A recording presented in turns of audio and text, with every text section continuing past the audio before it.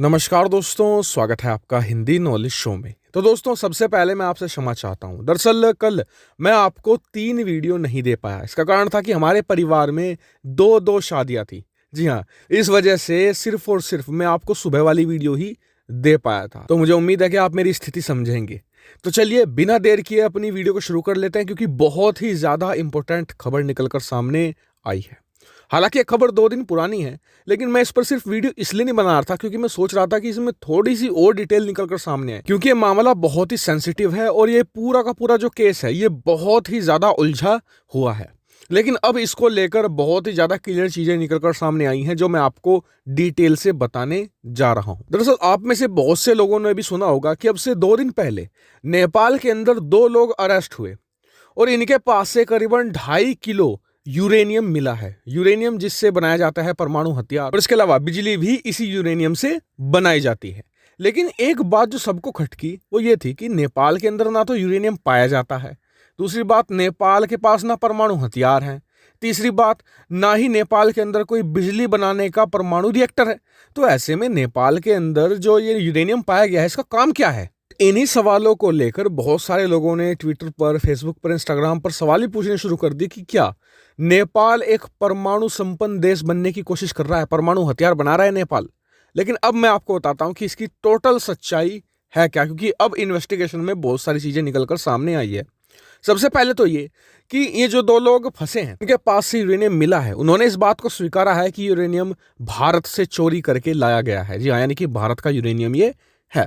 दूसरी बात, उन्होंने कहा है कि जो हमारे ससुर थे वो भारत में काम करते थे और वो अब से 20 साल पहले इसे चुरा कर लाए थे, और अब ये 2 लोग इसकी कालाबाजारी करने में लगे हुए थे, क्योंकि इंटरनेशनल मार्केट में इसकी मांग बहुत ज़्यादा है। इसकी जो प्राइस है वो बहुत ही हाई होते हैं।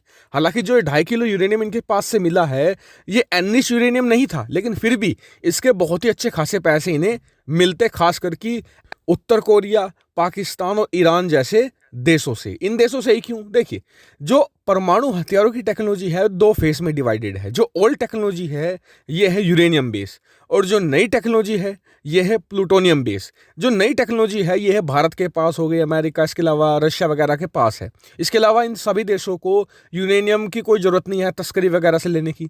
लेकिन जो बात करें हम पाकिस्तान की, ईरान की और इसके अलावा नॉर्थ कोरिया की, इन्हें पहली बात तो कोई यूरेनियम देता नहीं है। इसके अलावा इनके पास पुरानी टेक्नोलॉजी है यूरेनियम वाली, तो इसलिए सवाल इन पर ही उठता है कि इन्होंने ही तस्करी के जरिए इसे खरीदने की कोशिश करी होगी। हालांकि समय रहते जो खुफिया एजेंसियां थी उन्हें यह भनक लग गई और इन लोगों को गिरफ्तार कर लिया गया। हालांकि फिर आप कहेंगे कि उन दावों का क्या हुआ कि नेपाल परमाणु हथियार संपन्न देश बनना चाहता है। तो देखिए, सोचना बहुत आसान है, लेकिन इसे करना लगभग नामुमकिन है, खास करके नेपाल के लिए। नेपाल दुनिया के सबसे ज्यादा गरीब देशों में आता है, इवन पाकिस्तान से भी बहुत ज्यादा गरीब है।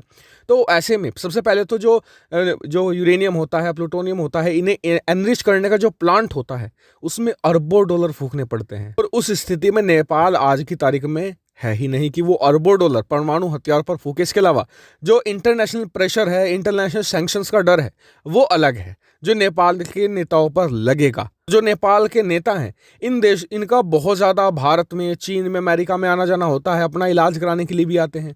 ऐसे में इनका यहाँ पर आना जाना प्रतिबंधित हो जाएगा।